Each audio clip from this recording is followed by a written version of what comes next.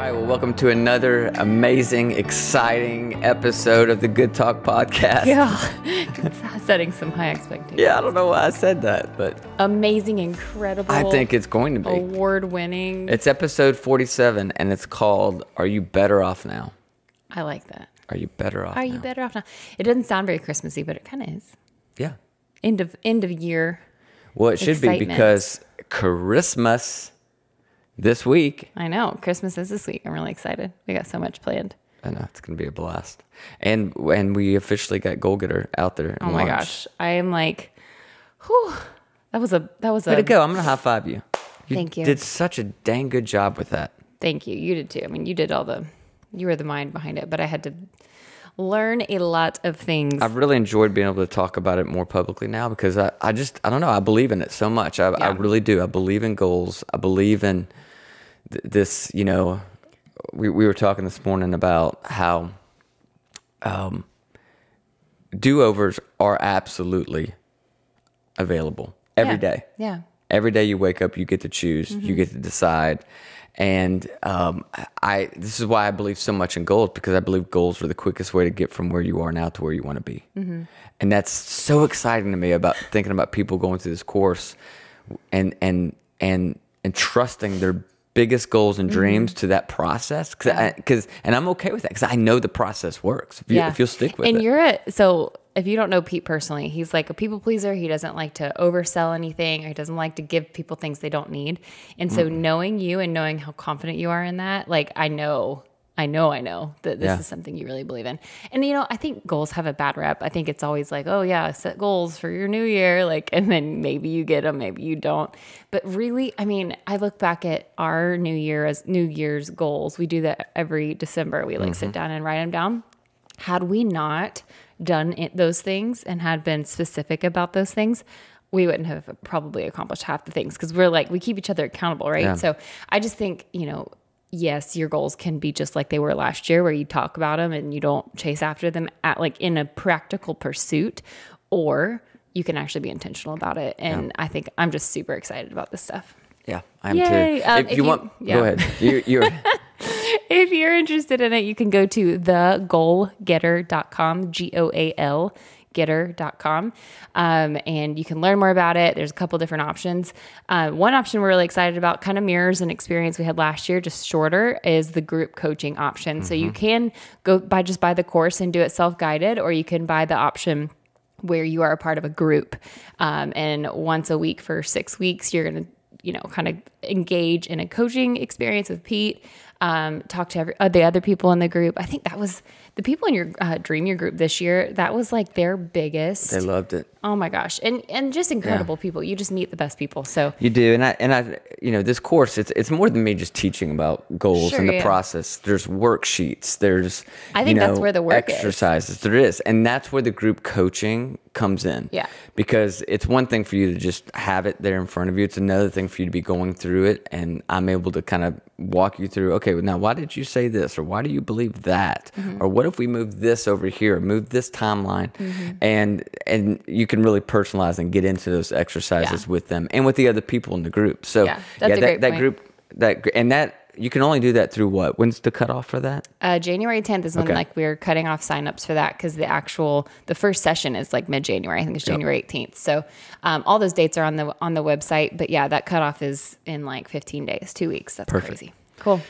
Good All stuff. right, switching gears, let's talk a little more about Christmas. What are you most excited about going into this last week? I think having a baby at Christmas is just different. That is. She's so tiny, so she doesn't know about Santa yet. Oh, she knows. She knows. She will be tracking him on the radar with me. But I'm just, you pretend to be a kid at Christmas time anyways, and so when you have one, you have extra excuses to do stupid stuff.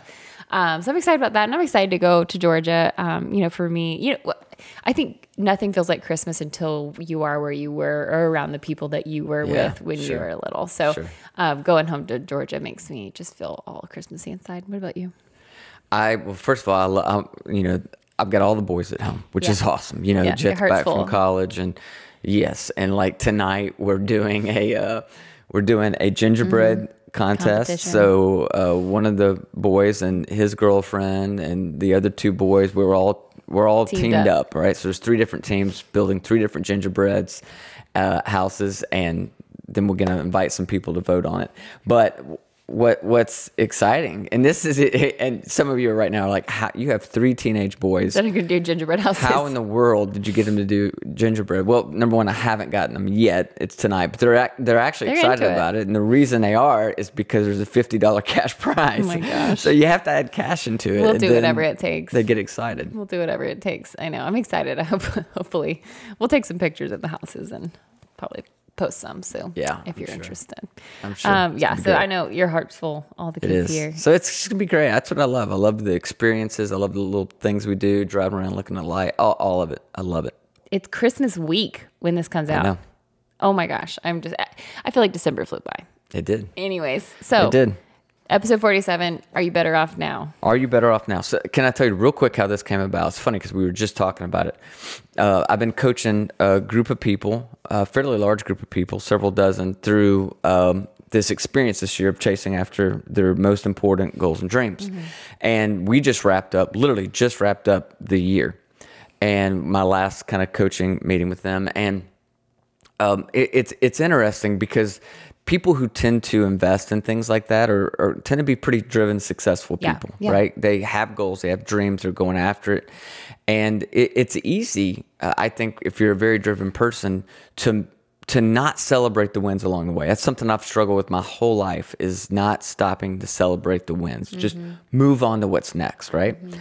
It's also very easy, if you're a driven person, to look back on the year and to focus on the things you didn't get to or that you didn't accomplish, and then begin to actually think this year was a bust. Mm. And that's usually not the case. So, for example, with this group of people, they all had different goals. Some of them wanted to lose 25 pounds. Some of them wanted to read 12 books. Some of them wanted, I had several, 2 or 3 people wanted to write a book and did fantastic with that. It might be to grow your business 25%. Who knows, right? It's real easy to say, let's say your goal was to grow your business by 25%, right? And you only grew it 20%. It's real easy to be so narrowly focused on that goal that you're like, I didn't do it. I lost, right? I did not achieve the goal. I didn't get to where I wanted to be. And I want to be very mindful that a lot of us have the temptation to grade our entire year solely on whether or not we met a particular goal or check something off the list. Mm-hmm. And I just think that would be a mistake. Yeah. I think goals should be measurable, but the measure of progress on a goal should not define how the year actually went. And there's a phenomenal question. A guy by the name of Tim Ferriss wrote this book called The 4-Hour Workweek. Mm-hmm. And in it, he asked this great question. The question is, are you better off now than you were a year ago? Mm. I think that's the question we should all be asking right now. Just, are you better off now? Yeah. We're wrapping up. Are you better off now than you were a year ago? Meaning, where you're at. And there was a guy in the group, I won't say his name, but he was kind of telling us in the group he didn't meet a lot of the goals that he had set at the beginning of the year. I said, but what did you accomplish? We got kind of talking about that. He's like, well, I'm a much better dad today than I was a year ago. I got my dream job. I'm better off financially. I'm healthier. I'm like, I think you did all your things. It sounds like you hit the jackpot. Like, let's remove numbers and percentages and all that. Like, you're much better off now than you were a year ago. But see, that's my point. It's so easy to get focused on what we haven't done. And so my hope is that if you're listening to this right now, you can look back on your year and say, yeah, you know what? I'm actually better off today than I was a year ago. Not because you necessarily met every one of your goals, but because the pursuit of those goals changed you in some way. That's good. And that's why I think goal setting is so important. I think you meeting the actual goal, that's great. But that's icing on the cake. What happens to you as a person in your pursuit of that goal is what really matters. And I think because life gets so busy and so demanding, it's easy to overlook the small ways that you improve yourself and you improve your circumstances. And this is particularly the case if you tend to be pretty self-critical and you tend to focus on and recall what you're doing wrong or what didn't meet your expectations. And so I think it's important that we all learn to stop and to celebrate the wins. And I'm about to give us an exercise here in just a minute that I think can help all of us. If you're struggling right now to come up with what your small wins were this year, hang on for just a few minutes, because at the end here, I'm going to give you 5 questions that I think you can focus on that might help you realize what some of those things are. Yeah. And can I tell you why I think this is so important? Are you wanting to jump in? No. Jump in. I'm sorry. No. I get going on this stuff and I get so excited. No, you're good. Keep going. No, go ahead. No, I was just going to say, but this is like 5 minutes ago, so I don't know that it's Sorry. even relevant anymore. I was just going to say the mindset of like, if you're able to acknowledge the small wins, I feel like you're more likely to then set new goals and chase after those with more energy. Whereas if you end each year thinking about what you didn't do, I feel like you'd go into the next year like less motivated. You know, it's almost like a self-fulfilling prophecy in a way. Bingo.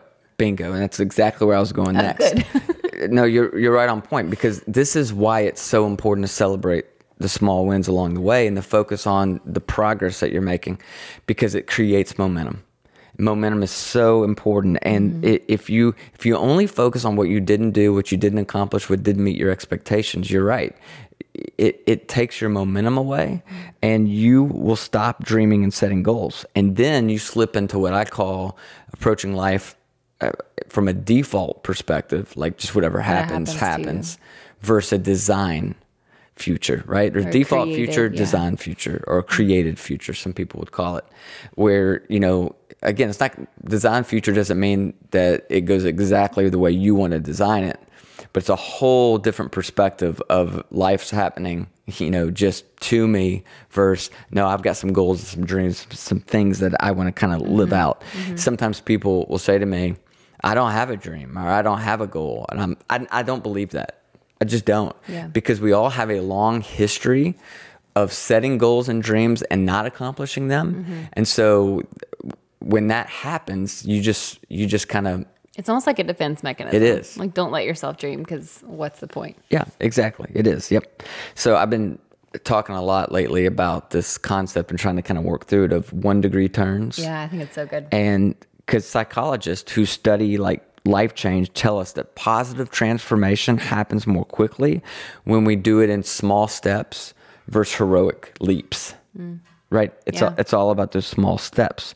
And, it's about repeatedly putting a little less time into what you don't love and a little more time into what you do love. And isn't that so much more doable? Like, it is. To try and leap versus taking a small step is so much, it's more practical. It's like, oh, I can do that. I can do this one little thing that moves me towards that, versus I'm going to exercise 7 times a week and I'm never going to eat bread in my life again. Like, you know what I mean? Totally.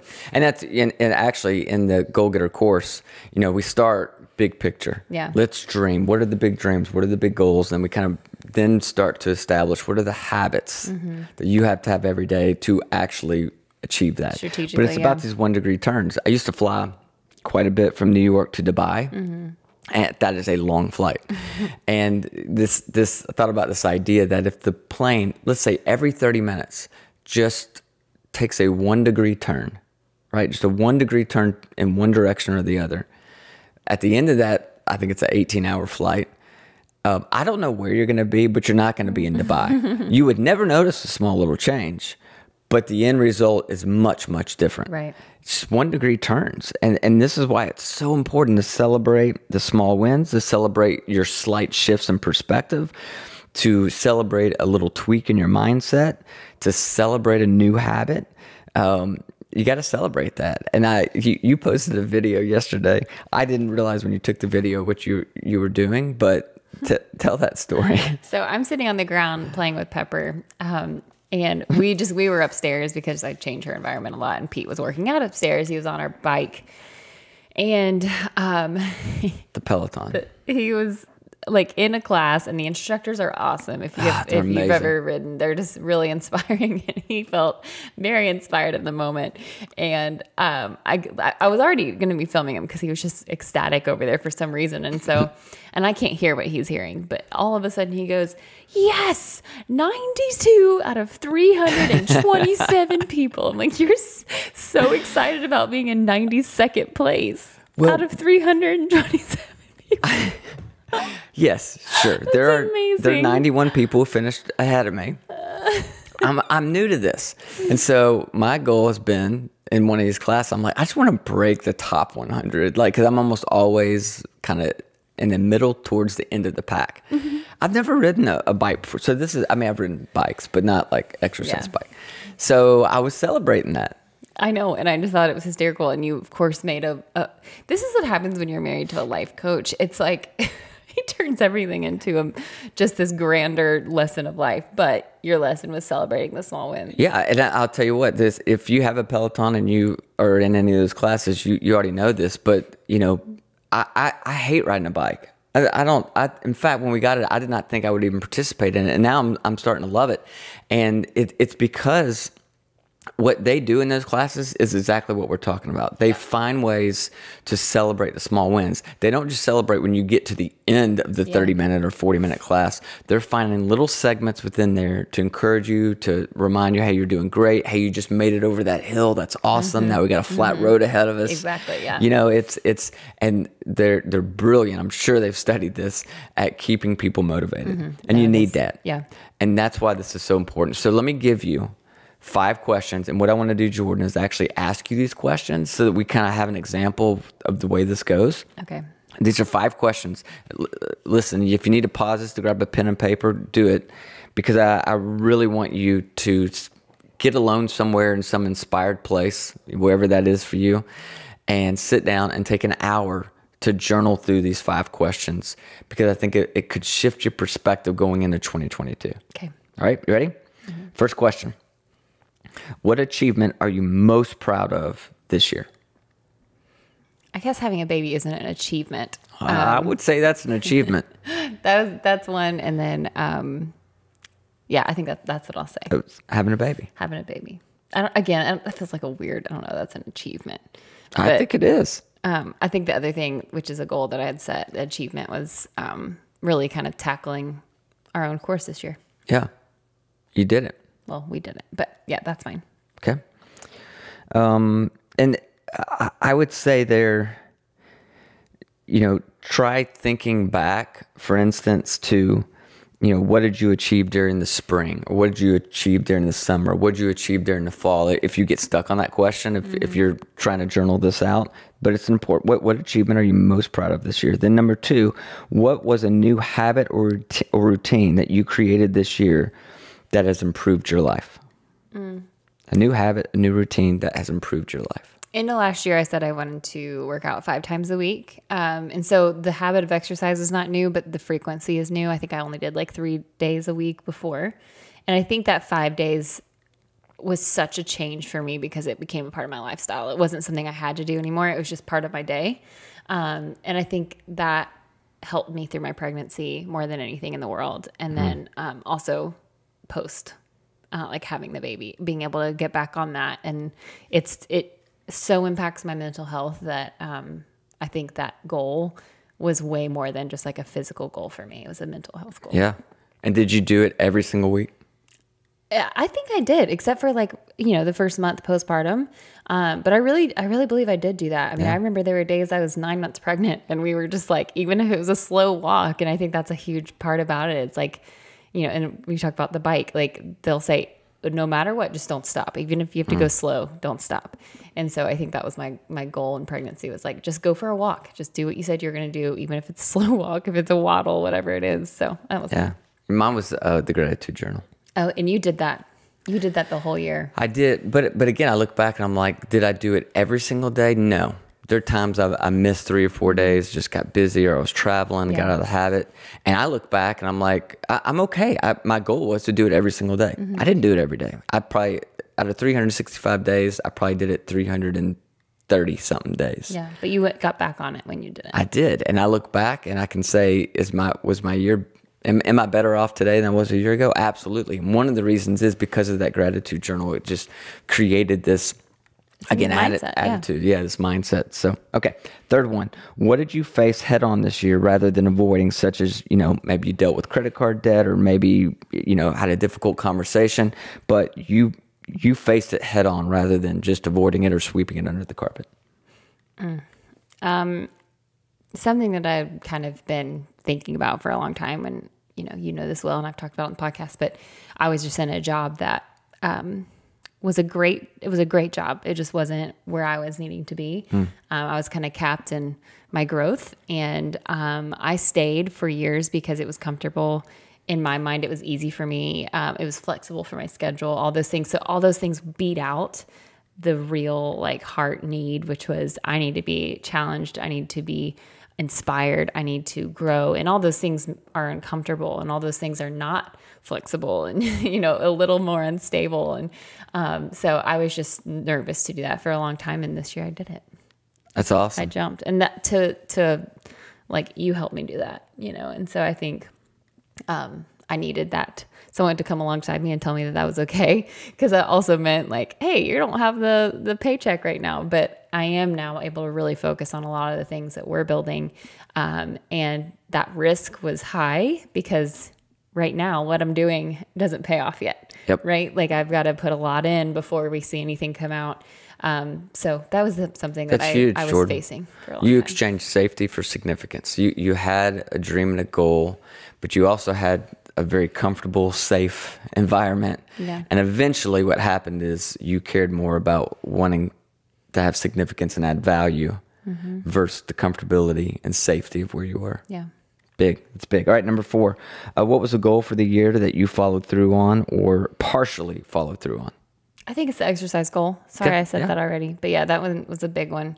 I think that was a one that I was most consistent with. Awesome. And number 5, what did you try that didn't work out, but the process of trying it moved your thinking forward in a helpful way?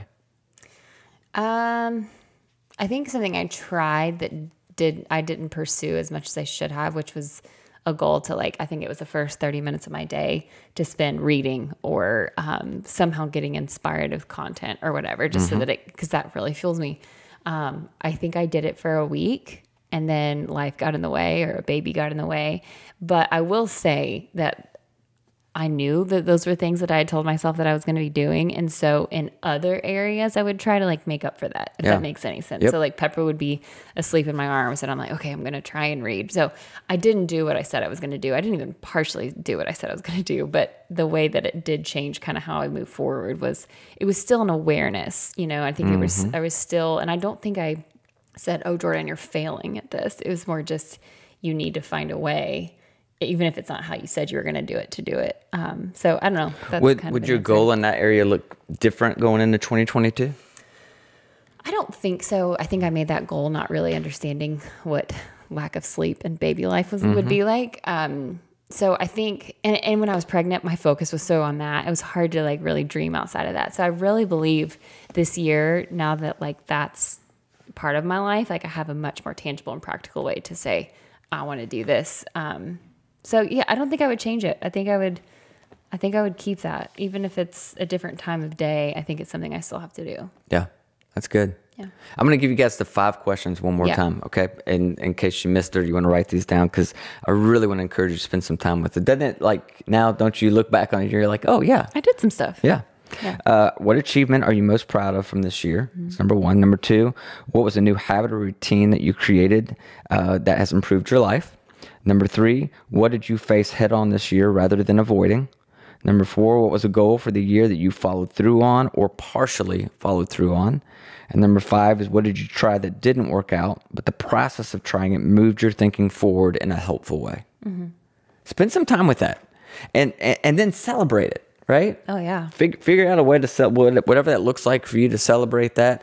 Celebrate the progress. Nope, you probably didn't accomplish every goal you had this past year. You probably didn't make every improvement that you wanted to. You probably look back and you have a little regret about this or that. Instead of focusing on the negative and what didn't happen, let's focus on the progress that happened, the change that did happen, the small steps, the small wins, the tweaks in mindset, the tweaks in the way that you view yourself today differently than you viewed yourself at the beginning of this year. And then let's use that momentum to kind of just slingshot us into 2022. Yeah, that's so good. I love it. I'm excited about next year. I think writing goals down is so helpful. I never did that before you. I just always in my brain said, oh, I want to get in good shape. I want to, but writing them down. And I think, some of the steps that you go through in Goalgetter are so crucial, like, making them specific and measurable and all these things, that I think if you are kind of in like I don't know how to do this, like this feels overwhelming and daunting, or maybe you procrastinated this goal forever. I'm not just saying this because it's our course. I'm saying it because we've seen it be successful in so many people's lives, but it's so helpful. Like it gives you the practical pathway, and that's what I need as a goal setter because I just kind of set the goal and put it up in the air and look at it. I need practical help. Yeah. It's funny. I think that, there's obviously a cost associated with the course, right? And there has to be. There's production. There's, there's a lot of work that goes into creating one of these. And so some people will look at the cost and be like, I think I can just do this on my own. And maybe you can. And if you have a history of doing that, then yeah, just do it on your own. But while people will count the cost of a course, or people will count the cost of therapy, or they count the cost of coaching or the cost of a great book, what people generally don't count the cost of is being stuck at the same place a year from now that you are now. And that's a painful cost. Yeah. If you get to the end of, like, if I got to the end of this year and I didn't meet like if I was just kind of in the same place or barely moved the needle, if you said, hey, Jordan, would you pay $89 to be leaps and bounds forward? I'd be like, yeah, I'd probably pay $100,000. Not really, but I would. You wouldn't, because you don't have $100,000. I don't even have a little bit of that. But it's like if someone said, Jordan, would you pay X? And it was somewhat realistic. I'm like, you know what? Yeah, I would, because you got to the end and you're not where you wanted to be. And so I don't know. I just think the nature of the proactive application is so good. Yeah, that's awesome. Hooray! Woohoo! Well, Merry Christmas, guys. Oh my gosh. I really do. I'll just say this, and I don't say this lightly. I know that this isn't a magical time of year for everybody. I know it can be difficult. I've got a friend whose wife passed away on Christmas Day 2 years ago, and it's a tough time. So for those of you that this is a tough time, just want you to know you're in our thoughts and our prayers. But I really do hope, as you go into this Christmas season, that you're surrounded by the people that you love the most and that love you the most. I hope you have an amazing Christmas. Happy New Year. Happy New Year. And we'll have another podcast after the New Year. After the New Year. Okay. So yeah, have a great Christmas. Have a happy New Year. We're so honored to be on this journey with you guys. Thanks so much, as always, for just listening. All right. Merry Christmas. Merry Christmas.